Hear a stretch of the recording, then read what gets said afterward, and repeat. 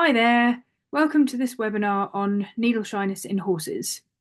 I've been a vet since 2016 and I've had several of my patients and also several of my own personal horses who have shown me that I really needed to do a deep dive into why horses become needle shy, why some horses find needles so extremely aversive. Needles are not something that anybody enjoys, but there seem to be some individuals who can cope with the discomfort and the procedure of having an injection or having blood taken.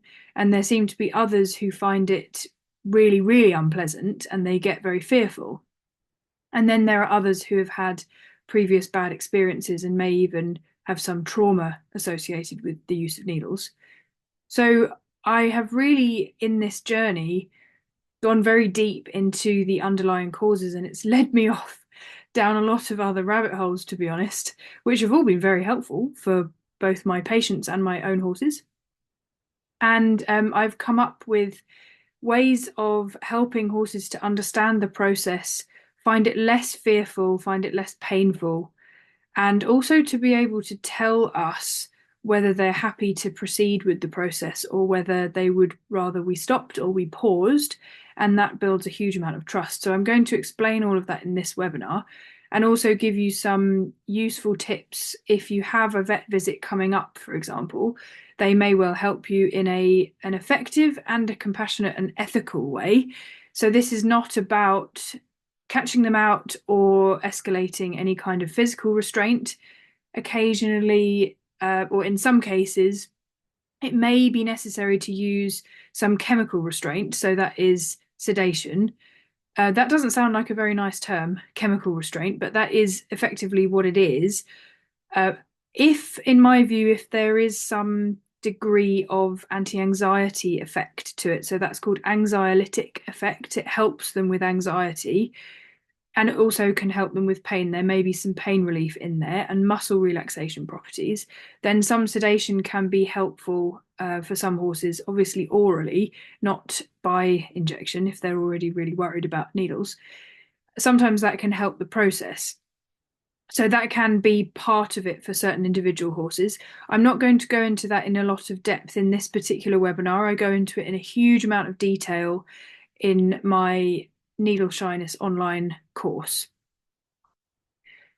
In this webinar, I'm going to be going through the underlying causes, how we can maybe start to tease those apart in an individual horse, how to help on the day, but there will be some horses that need a lot more than some of the sort of tips that I give you for helping on the day. And then I will give you a bit of a preview of some of the cooperative care approaches that are possible to train your horse. And those I coach in my needle shyness online course.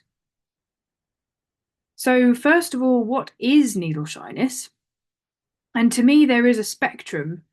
So, some horses are actually phobic, their reactions are very extreme, and that is because their emotions about it are very extreme. Some horses seem to want to jump or crawl out of their own skin in the presence of a needle, or even sometimes just in the presence of a vet. I've known some horses when my car arrived at the yard that is when the signs started, and they really can't cope with being there. They want the ground to swallow them up. They just do not want to be there. The spectrum can go all the way from this and where it's dangerous or it's actually impossible to inject them to a struggle and very stressful for all involved. So the horse, the handler, or the owner that would usually be, and the vet or a vet nurse as well. But it may be possible to inject them, but it's very stressful and it's a struggle and it's not very safe, really. And it's getting worse every time because they're having a bad experience every time. It can be that they're quite easy to inject, but they really don't seem very happy about it. So you can see the difference between these two photos here. The one on the left was a much more extreme reaction with rearing and striking with the front legs and biting. The one on the right, this horse is actually standing still for me to use a needle, but his facial expression is showing signs of worry. Now, he actually, this is my own personal horse, dear old Peps, who I managed to have a dialogue with him over it where he actually needed regular blood tests in his later life. And we actually got to a stage where the two-way conversation meant that I could even take his blood samples at liberty. So I wouldn't necessarily recommend doing that, but I had done so much preparation and knew him so well that and it was part of the process as well, as in he knew that he had the option to leave, but he chose not to because he felt safe and we were having a conversation about it. But it might be that your horse stands stock still, but they don't breathe, they don't blink, their jaw is clenched, and they're really not very happy about it. Now, that might be what some horses just need to do to cope to get through having an injection. I know that I might be a bit like that if I had a needle. Um, but there may be some relationship repair that is needed after you use a needle in those cases. So at the time, it's not a problem, but afterwards, it would be nice to be able to conduct some relationship repair. And you might even find that maybe your horse doesn't want to be caught the day after, say, for example, their vaccination or something, or they've had to have a sedation for the dentist or similar, or a blood test taken, or that they don't particularly want to put the head collar on, or they're a bit sort of, oh, please don't pick me if you are doing a session with them. So in that case, I would, for because my focus is heavily on having a good relationship with our horses, that I would want to address that even if it was easy to inject them. Different horses seem to have different levels of discomfort around discomfort. So some horses, when they experience something uncomfortable, they they jump out of their skin. They can't cope with it at all. And other horses can sort of grit their teeth and bear it. The entire spectrum is welcomed for help with needle shyness, and certainly on my online course we cover the entire spectrum.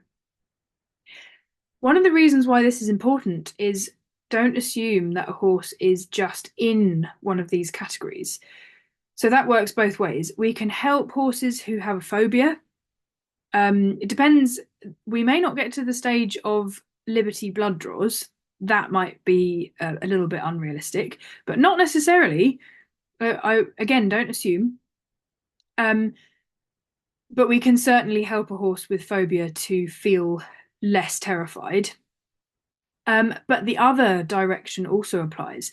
So if you have a horse that is currently okay about needles, or you can just about get it done, or you can get it done, but they're a bit upset about it, again, it's worth addressing this because it may be that they flip or they slide gradually into one of the more extreme categories of struggle and stressful, but still able to inject, or going all the way to impossible or really, really dangerous and really unpleasant.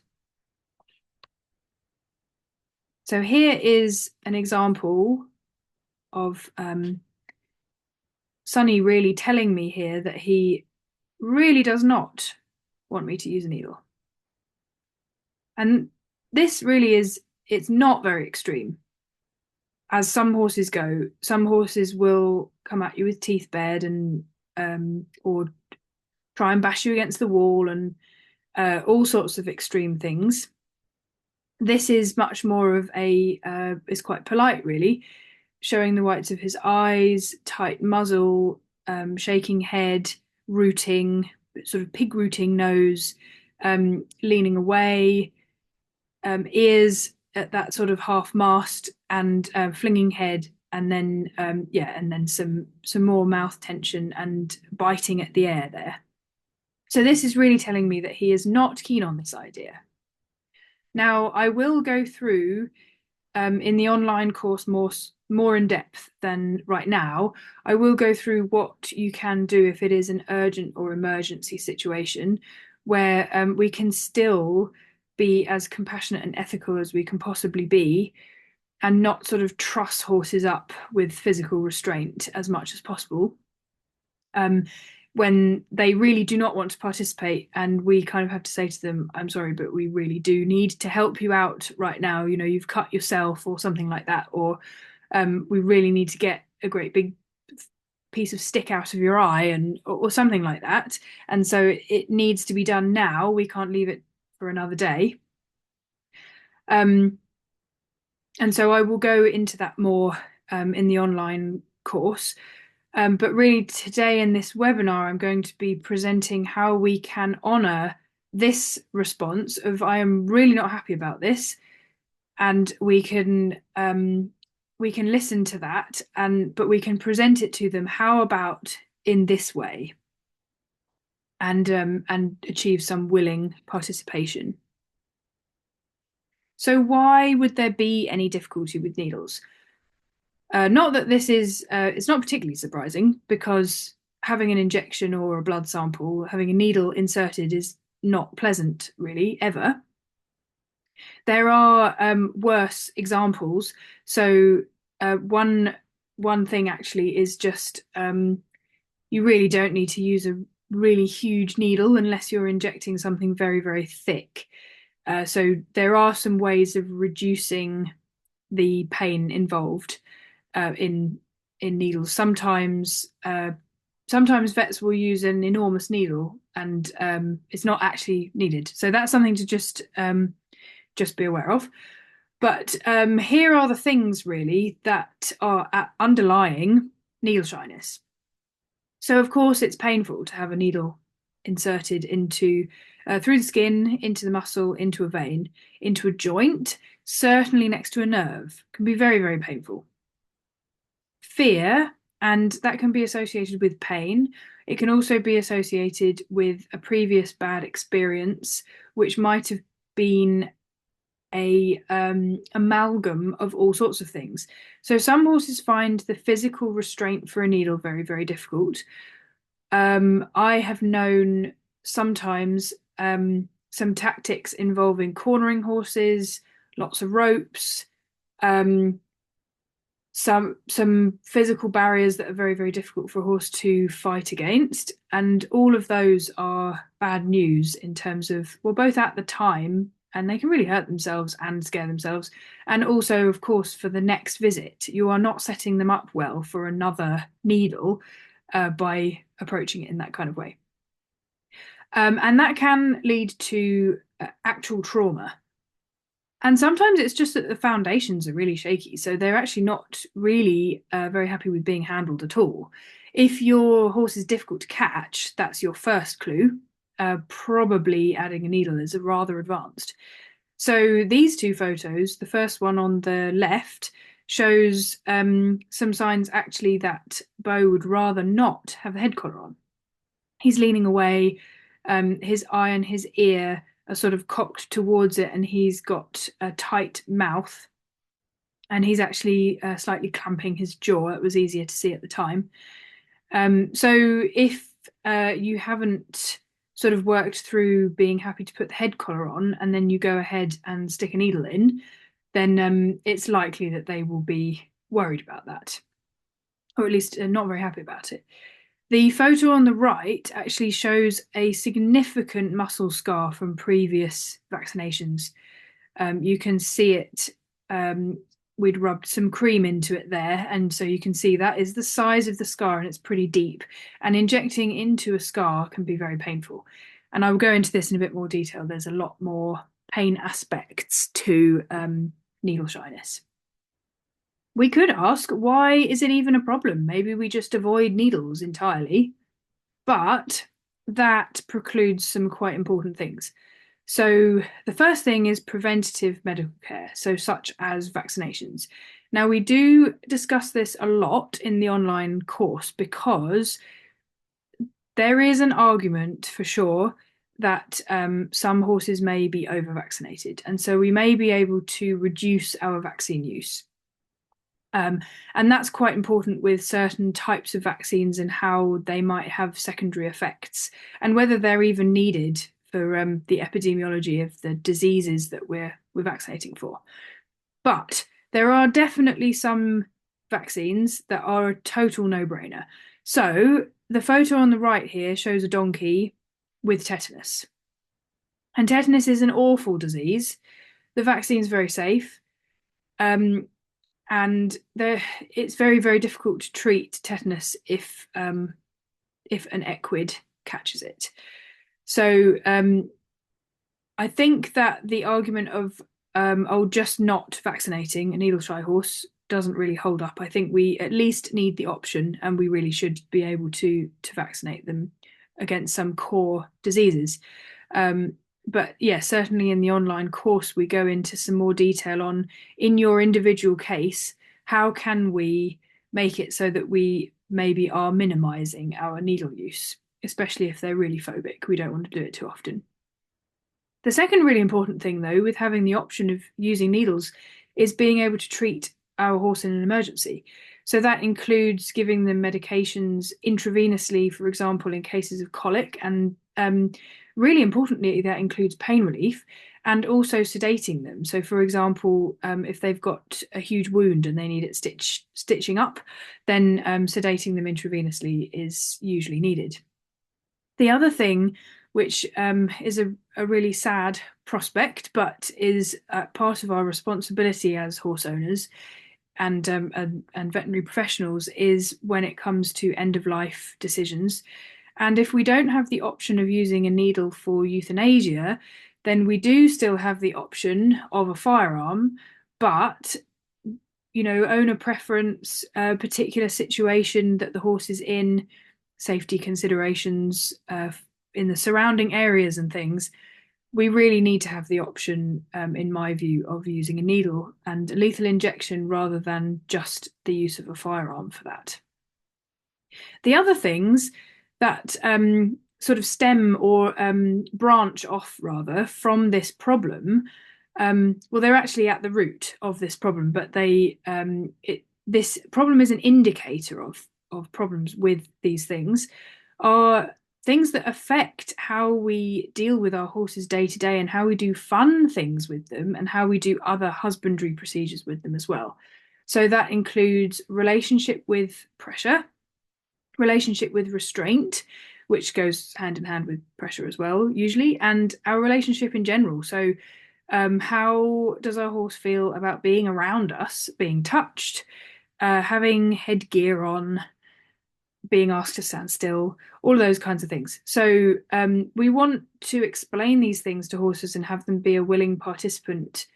If we want to have a good relationship with our horses, we don't, well, I would hope we don't want them to be a slave to our wishes. And the last things really are just, it's a real safety problem on all sorts of levels. I've already been through possibly catching a disease that is preventable by vaccination, not being able to treat effectively in an emergency, and then also the safety of a horse trying to flatten you when they don't want a needle or trying to bite you or something. And the last thing that is a real practical consideration is the cost of wasted vet visits. If you have a call out for their annual vaccinations or the dentist or something like that, you will probably have to pay the call out fee at least, and maybe the vet has not been able to get near them with a needle and complete the procedure. So, what is cooperative care?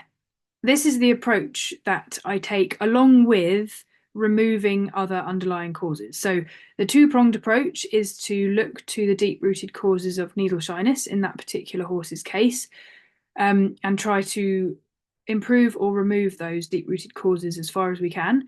And the other prong is to train them cooperative care procedures. And this is where we prepare them for procedures. And the way that I have learned and developed is where they can cue you. So you have a two-way communication, and that builds a huge amount of confidence and trust. And really amazingly, allows them to feel happy with saying yes to you doing things that they really wouldn't otherwise. So this applies to needles. It can also apply to all sorts of other veterinary procedures, such as applying eye medications, maybe handling their ears, cleaning wounds, using a hose pipe, that kind of thing, and other husbandry procedures like handling feet, grooming if they're not particularly keen on certain parts of their body being touched, giving oral medications like worming, for example. So cooperative care is not really used that much in the horse world, to be honest, which is well, we should remedy this. It's used a lot in zoo settings nowadays, a lot more so than actually in domestic species, I think. So, for example, there's a polar bear there on the top right, and I think this one is actually putting the paw on an X-ray plate so that they can eventually they can take an X-ray this way. But it can be presenting a paw or a tail for taking blood. The bottom right is a mouth examination, so you can teach an open mouth behavior. In some cases, you can even go so far as doing procedures inside the mouth. It's quite amazing. And the dog on the left, this is a chin rest, which is it can be used as an anchor behavior. So what that means is all the time they're doing the behavior, you teach them that they are telling you that it's okay to proceed. If they interrupt the behavior, they lift their chin off of the chin rest, then you pause. Or you might, depending on how much they are choosing to no longer participate, you might just stop for the day. So an example of this transformation here from really telling me he's not keen on having a needle. This is building a chin rest behavior in preparation for the next time. And then this is using it for sedation. So the thing that cooperative care really does is that it prepares the animal or the horse for the whole sequence of events that are going to happen. So it's a predictable sequence of events. We're not sneaking up on them. They know what's coming. It partly this is actually really helpful for us to identify at which point the problem lies. So is it actually the needle, or is it maybe even just standing on that side of their neck? It could be that, and all sorts of points along the process. We can train it at liberty, which is really, really valuable because then we have true feedback on whether they are actually happy to stay with us for it or they would prefer to leave. Or we can actually train in protected contact. So they're on the other side of a barrier, and that can be very helpful if they display signs of aggression when they're worried, or if they have been restrained excessively in the past. And then if they're in protected contact and they're at liberty, they understand that they can leave and we actually can't come after them. We can train start buttons, so that's where they do a behavior to cue us to go ahead. We can train anchor behaviors, which is where they're actively continuing with the behavior while we go ahead. And if they interrupt it, then that's when we pause or stop. And then end signals that go with start buttons, that where they can actually cue us to please pause or stop. So that gives the horse choice and a voice in the process. And it's shown in people that, you know, if you go to have a shot or something and you have someone who you say, oh, can you just give me a minute? And they say, nope, I'm carrying on. Then that's actually quite terrifying if you have a phobia of needles. But if you say, oh, can you just give me a moment? I just need to gather myself together a bit. And they say, yeah, that's fine. Take all the time you need. Let me know when you're ready. And then you think, oh my goodness, yeah, okay, I'm ready now. So choice and a voice build trust, and they really reduce fear. They also reduce pain because pain is an emotional experience. And of course, they will reduce the fear of pain along with this. So delving deeper into the deep rooted causes of needle shyness, this is a little bit of a false separation, but we can think about it in terms of physical, cognitive, and emotional factors. It's false because they are all inextricably intertwined. But really, we can break it down to pain, a lack of understanding of what on earth is going on with the procedure, fear, fear of upcoming pain, and then we get to emotional states that are really not conducive to learning, and they go into their survival nervous system, and all reason and responsiveness, as opposed to just reactivity, go out the window. And that's panic and rage. If we get to immobility or collapse, then we are likely to end up with trauma. The next time around, they will then probably be worse. So, what can we do about these deep underlying causes? I have identified 4 deep roots to good health and well-being. That's physical, cognitive, emotional, social, all sorts. And these 4 deep roots I call husbandry for happiness. So that's having a lifestyle that meets your needs, and that is species specific. Movement medicine, and that's both being able to stand and rest in a healthy posture and to move around in a healthy way and to have enough movement and choice over it. So partly that's a lifestyle thing, partly that is postural and relates to their dental balance, their foot balance. It might relate to saddle fit, the way that they're trained, the way that they're ridden, the kind of discipline that they work in, all of those kinds of things. And any underlying genetic and other conditions, health conditions that they might already have. The third is cultivating comfort, and that refers to pain in the more physical sense, but also discomfort or unease psychologically or emotionally.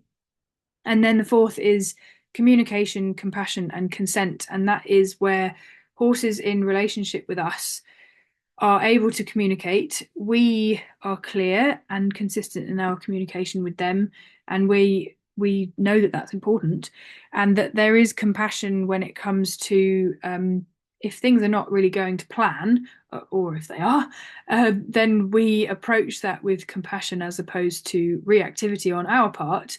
And that means that there can be something approaching consent, which may or may not, we can debate whether that's the right word, but horses can willingly participate in what we're doing with them. So I exclusively want to use techniques that do not rely on learned helplessness, where a coercive training technique has been used and the horse is maybe better. So maybe they sort of submit to the process, but that's because they've learned that that's all they can do. So I am not into that. I'm using techniques that don't rely on that. So, for example, on the learned helplessness front, why is escalating restraint unhelpful?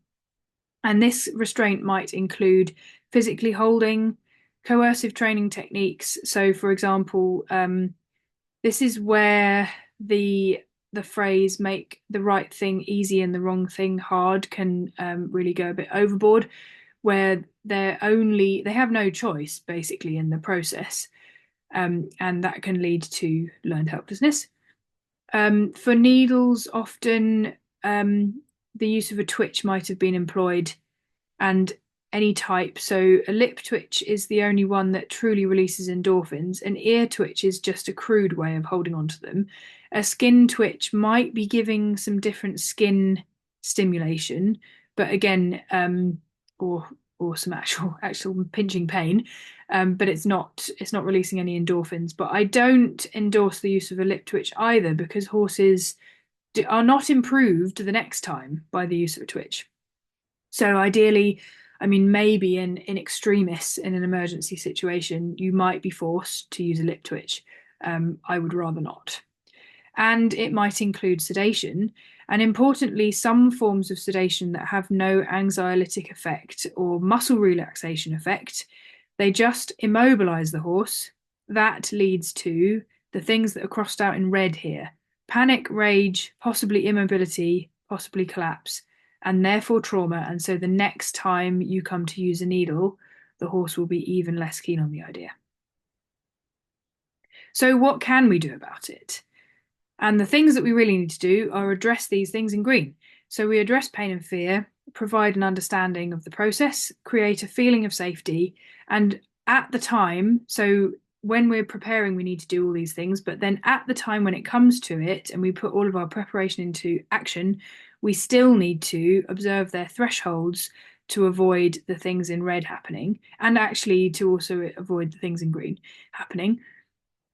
That's important because we can sometimes train a cooperative care behaviour, and then we think we're done and dusted, And then we go through it, and it actually can turn into being coercive. So we need to remain cognizant of their natural signs to us that they may be becoming worried. So addressing pain and fear. I'll just run through some of these things to give you a better idea, and these might help you if you have an upcoming vet visit. So one really simple thing with addressing the pain of an intramuscular injection is just have relaxed muscle to inject into. So be aware of the horse's head position, a lower head position, sort of head at about approximately with a height is usually helpful for an intramuscular injection. If they throw their head up and their neck goes rock hard, it is likely to be quite painful to introduce a needle.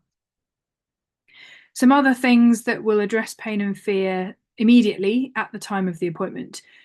A familiar location and routine. So don't change your horse's routine all at once when the vet comes and bring them to a totally different location. Do it where they are comfortable. Quiet, peaceful atmosphere. Give yourself plenty of time so you're not running around going to catch them just before or maybe after the vet's arrived. Have a horsey friend with them, a buddy that they feel safe with, not a horse that bullies them, but a buddy that they take confidence from and who is calm at the time of the process, not one who's hypervigilant and on alert. You can definitely use distraction with food if they want to eat. If they're really fearful, they will probably not want to eat. But that also has a counter conditioning effect. So you turn something that is unpleasant into something a bit more pleasant. It will probably not help in really extreme cases, but definitely use it if they are interested in eating. Scratching or tapping the skin somewhere distant to the injection site can sometimes help as an alternative sensory stimulus and can help them to not notice the needle quite so much. If they're really extreme, that probably won't help. You can apply some cold to the injection site beforehand. Sometimes that really helps some horses with the pain and discomfort of a needle. For an intravenous needle, so maybe an IV sedation or a blood draw, you can apply local anaesthetic cream to the skin beforehand. You do need to clip the hair off and put some cling film over it and bandage it ideally, and do it about 25 to 40 minutes before the needle's going to go in for that to be really effective. That can really help with the discomfort of an intravenous needle. Head position again, so relaxed neck muscles. On the right, you can see the sort of head position that relaxes the neck muscles for an intramuscular injection. On the left, you can see the kind of head position that is needed to be able to easily find the vein for hopefully a smooth one needle in for an intravenous, not digging around trying to find the vein. Emotionally charged stimuli, so something that they find really worrying or they think is going to be painful, can capture all their attention and heighten their sensation and make things genuinely more painful. So these things might not be enough if they are really severe. And that's where the more detailed stuff in my Needle Shyness online course can really help you. So here's an example of having a buddy nearby, a quiet atmosphere. I help with some head positioning. I respond as well when he's a little bit worried and give him a pause. He still is not keen. He doesn't really want it to be done. But he can cope, and then he is okay about it afterwards. So he also has some food, and he comes down from his worry. So I would say that that's pretty much as good as it gets, really, without them being totally shut down, because they might stand solid as a rock, but that's not necessarily a healthy way of coping. It might be, for some horses, it might be. But it's okay for them to find a needle slightly unpleasant. It's very normal. As long as they're not finding it a traumatizing experience, they can understand what's going on. You can repair your relationship afterwards, or it doesn't lead to a relationship rupture. So here is a list, which I'm not going to go into in detail, but a list of some examples of what actually might make needles incredibly painful for your horse. hypertonic muscles from standing in an abnormal posture, and that might be related to an underlying condition. You may even be doing a lameness hunt, and your needle shyness may even help you to determine where your horse is unsound. I mentioned injection site scars before. There's also a phenomenon called central sensitization, where if they have grumbling pain or some other kind of pain in their body, it can sensitize the nervous system, and then things that would normally be very mildly painful or not painful at all can become excruciating. Foot imbalances, dental imbalances, posture can all lead to really sore points on their body, and then you might be trying to put a needle into a sore point. Same with nerve impingement, which is a very big subject, and that goes with posture and all sorts of other unsoundness conditions. Fascial tension, there's lots and lots of nerves in fascia, and trying to inject into something very tight is likely to be painful. And also skin conditions or hypersensitivity reactions can make it really unpleasant as well. So as part of removing or alleviating the underlying causes, we would address these things and not necessarily even look at the needle process, but address these things in helping them. In providing understanding, we need to be able to have a predictable process. And so they know what's coming and they can opt in or out, ideally, unless it's an emergency, as I've already mentioned. And these two photos are an example of some of the cooperative care things that we would train. The scenario on the left is for intravenous needle use, and the scenario on the right is for intramuscular. And I go into that in lots of detail and coach you through how to build those in my online course. Another aspect of providing understanding is just to have some prerequisites in place, some foundations in place to be able to use a needle with some willing participation at all without even starting the needle process. So I've mentioned this a bit before, but the list is happy to be caught, happy to wear their head collar or halter, whatever, happy to be led, stood next to in the site where they're going to have a needle, touched with just your hand at those injection sites, happy to have the vein raised before an intravenous injection, and then happy to have all of this done in the presence of a second person and ultimately a stranger, and ultimately by a stranger. So be touched by a stranger. If they're not already happy with that, they are going to have a problem with a needle going in. And also where needles don't cause excruciating pain, fear and fear of pain. So addressing those underlying causes of them being very painful. In providing understanding in a cooperative care context, there are the start buttons, anchor behaviors, and end signals that I've already talked about. And then there's also teaching relaxation of certain muscle groups for intravenous injections. So there's lots of options for a cooperative care approach. So providing understanding of the process, we build a behavior where a behavior from them instigates a behavior from us. So the cone touch. In response, I touch his neck. Now this is actually, I'm touching his neck in the area of an intravenous needle here. And I actually modified this. This was quite a while ago. So I've actually modified this where I don't use the cone touch anymore for intravenous. I just use it for intramuscular because it doesn't put their head and neck in the right position. So actually that was a good thing to catch. But the point of this video is that his behavior is cueing me. It's not the other way around. So I've built the cone touch, but then I transfer it into a start button. And he can wait until he's ready. And we build this and build this until it's the real thing. Creating a feeling of safety. Now, this is a huge subject because this is to do with your relationship in general, but it can also be to do with being able to give you an end signal. So the bell is an end signal. So the bell cues me to stand away from him. The cone cues me to feed. And this will be eventually after a procedure. It will be cone touch, then the procedure, then feed. And the bell, I go away. So that's an end signal.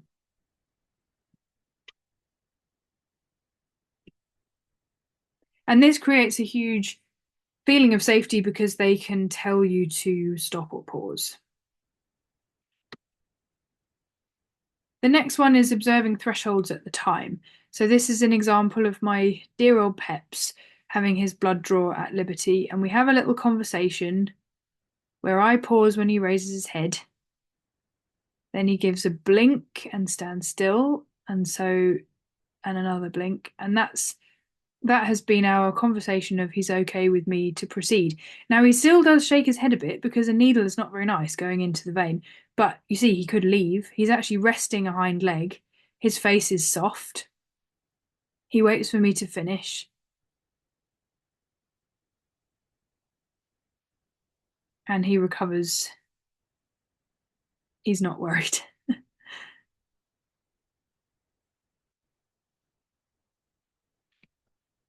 If we need to, we may need to go ahead with needles before they're fully prepared, and in which case we may not be able to give them the opportunity to ask us to pause and stop, or we might have prepared loads and then it doesn't really go to plan on the day. So for that, we need to be able to forgive ourselves for that situation and whoever else was involved. Um, and we also need to engage in some relationship repair. So we probably can't really expect to get to a stage where the horse is really happy about having needles because who really likes injections? Um, and cooperation might be a better term than true consent. But we can certainly help with the stress and the pain involved. But sometimes repair might be needed. So just spending time, make sure that you spend quality time with your horse as well as training time, and focus on your relationship as well as the things that you really need to get done. So my online course starts, this particular running of the online course starts on the 1st of January 2025. It runs for 12 weeks. You get lots of time with me during that live sign up time. You do have lifetime access to all of the course materials. So if you can't make some of the live things and they will be recorded, then it's still very valuable. So we cover all sorts of things in more detail than I have in this webinar. Mindset and the human factor, preparing your horse and a good environment for things to go well. A really deep dive into those root causes, so physical, cognitive, and emotional reasons for needle shyness.